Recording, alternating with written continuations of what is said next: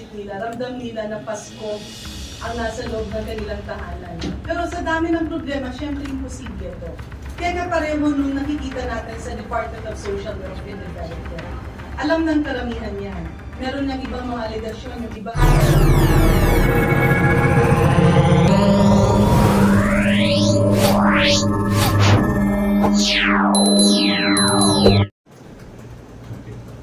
Quick follow-up lang po about sa sinabi ni Congressman. So, given na halos tapos nyo na nga po yung mga LEDAC and other priority bills, sa mga susunod, ano po kaya yung dapat i-look forward? Ano, parang dahil tapos na lahat, ano pa po kaya yung gagawin? Parang wala namang gagawin yung Kamara. Ano pa po kaya yung pagpo-focusan nyo pagdating naman even after the break?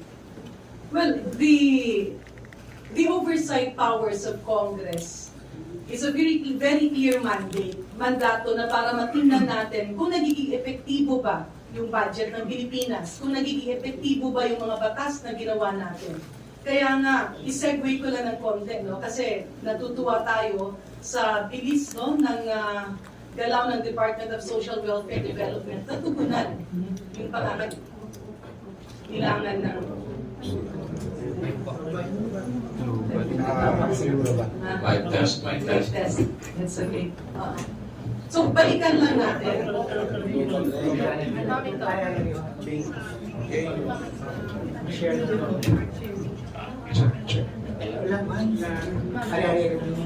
Sorry. Okay, balikan lang natin. Ang daming mga bagay-bagay na kailangan tugunan ng Kongreso. Yung Department of Social Welfare and Development. It's okay. Alam naman natin na matagal na nagiging usapin yung 4 Ps. At karamihan sa kanila, Balik lang po lang kayo. Kaya kailangan natin ng teka. Sige, go. mic test. Teka, antay mo pumula. Patay po natin. Ayun. Mic test. Baka kailangan Kailangan natin ng jingle bells, jingle bells, jingle bells. Balik tayo, no? Sinabi ko lang yung kasi minsan sa hirap man, kailangan ang bawat pamilyang Pilipino, sa damdamin at sa isip nila, ramdam nila na Pasko ang nasa loob ng kanilang tahanan. Pero sa dami ng problema, syempre imposible ito. Kaya pareho nung nakikita natin sa Department of Social Welfare and Development. Alam ng karamihan yan. Meron ng ibang mga alegasyon, yung iba humihinto na sa trabaho kasi gusto na lang nila yung ayuda. And this is being taken seriously by Congress. Nakita kasi natin, isipin mo meron kang, may teacher tayo, magkano ang sweldo ng teacher? Sabihin natin, sumisweldo siya ng 20,000. May 4 na anak yan. Eh kung ang kaniyang yaya ay susweldohan mo ng minimum wage na 12,000, eh may iwan sa sweldo niya, kulang pa sa pagkain nila. Kaya, aminin man natin o hindi, at alam din ng Senado yan, maraming nagtatrabahong Pilipino ang hindi nakakaabot dun sa minimum wage, especially if they do it out of service. Yung nagiging katulong sa isang bahay ng ating health worker, yung nagiging yaya or caregiver ng mga matatandang retirado ng empleyado ng gobyerno. At dito nga, kinonceptualize yung AKAP. Na yung AKAP ay pantawid pamilya dun sa mga nagtatrabaho pero kulang ang kanilang kinikita. At yun namang mga employer na nagsusweldo ng kanilang mga empleyado, pero kahit anong gawin nila ay hindi nila kaya ang minimum wage. Or kung hanggang dyan na lang. And that paved way actually, well, kinakalungkot natin na nagkaroon siguro ng miscommunication and it ended up with allegations and plans to have it investigated. Pero again, this delay, sino ba ang nag-suffer? Yung ating mga minimum wage earners or those below the minimum wage who should have benefited from this. Ito yung mga bagay, no, na pinapasok na natin, yung oversight powers ng Congress. Kasi hindi rin naman talaga dapat na pag hindi ka nagtatrabaho or wala kang trabaho, bigay ng bigay ang gobyerno. Tama naman yan, pero meron niyang hangganan. Hindi ba mas kailangan idagdag na natin magtrabaho ka, dahil sa pagtrabaho at pagsisipag mo ay tutulungan ka ng gobyerno. And that's one of the thrusts that Congress pursued para nga mabigyan ng mas masaganang buhay ang pamilyang Pilipino where they can feel that government is helping them as long as they also keep on helping themselves. Maybe the... Yeah, I'd like to also add, I think with the LEDEC measures finally completed, we can here in the House focus on local bills. Because that's of the utmost importance to most of us here in the House of Representatives, yung mga local needs ng mga constituents namin. And secondly, we also have other tasks. One of the tasks that I've been assigned to by the Speaker is in EDCOM 2. So we'll be digging deep into the problems of the Bangsamoro Autonomous Region and their problems with education, why we have the poorest of the poor in terms of performance when it comes to education statistics and indicators. And our chair, Chair Roman, wants to set up a subcommittee to properly tackle this problem. So this is something that we'll be working on after the break.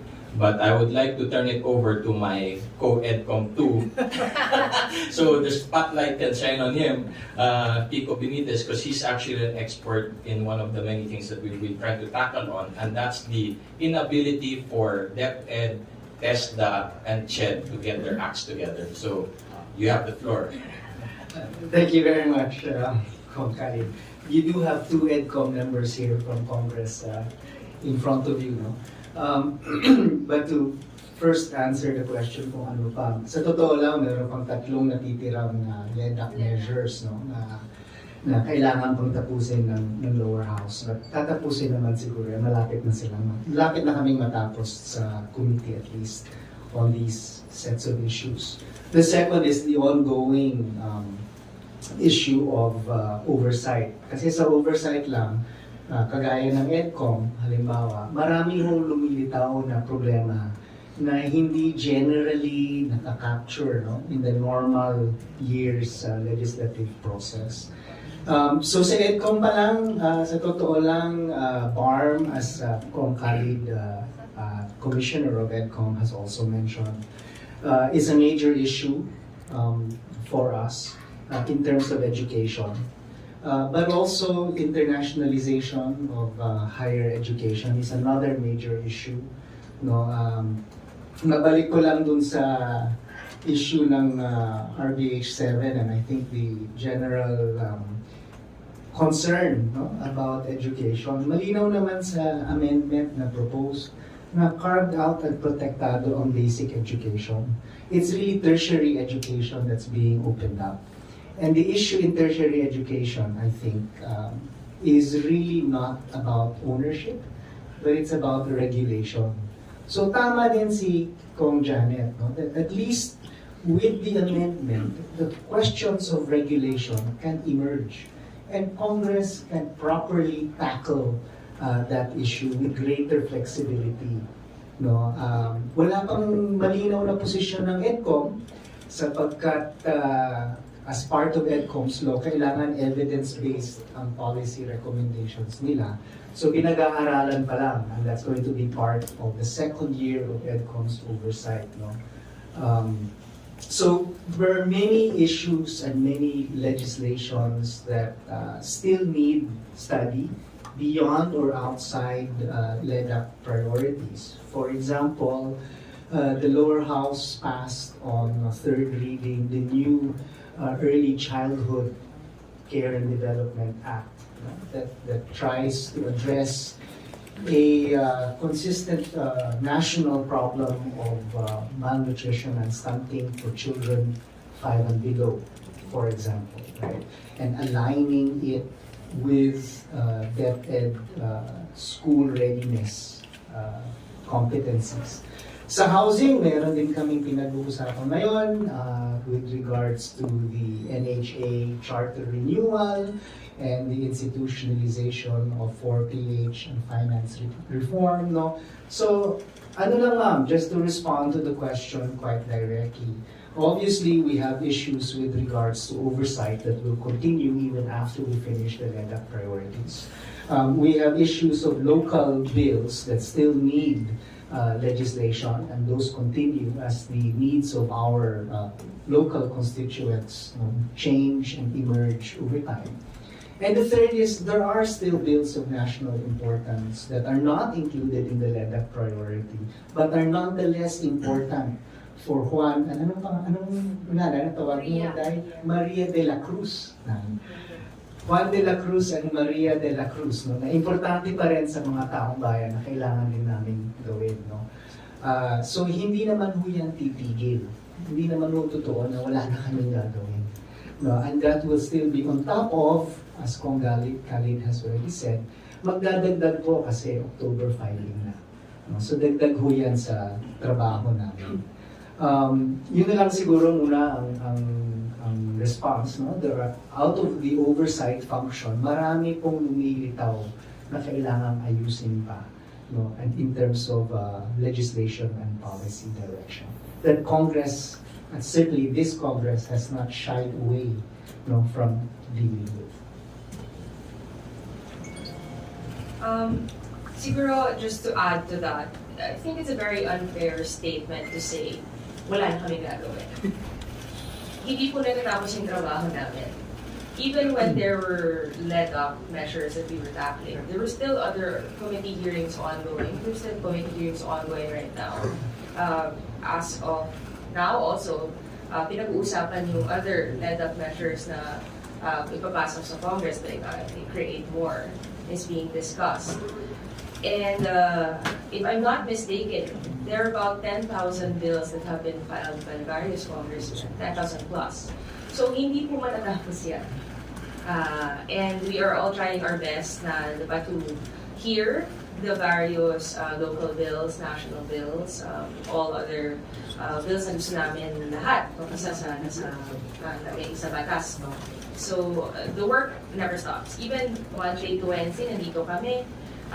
Umuwi ng mga probinsya po ang mga iba't ibang congressmen para kausapin at bigay support sa kanilang iba't ibang mga lugar. So, the work really never stops. Even during the break dyan, mas magkakaroon ng oras to be with various constituents. So, I think it's a very unfair statement to say, wala na po kami gagawin. Yun lang po.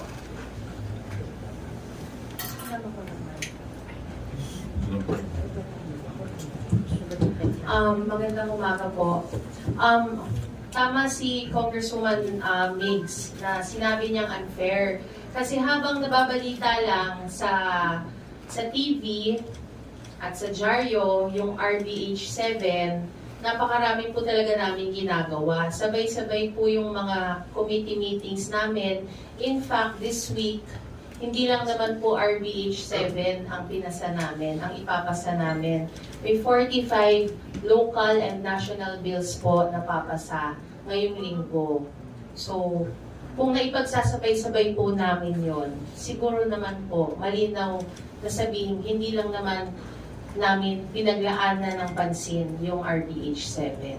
Sabay-sabay po, kinakaya po namin lahat. Maraming salamat po.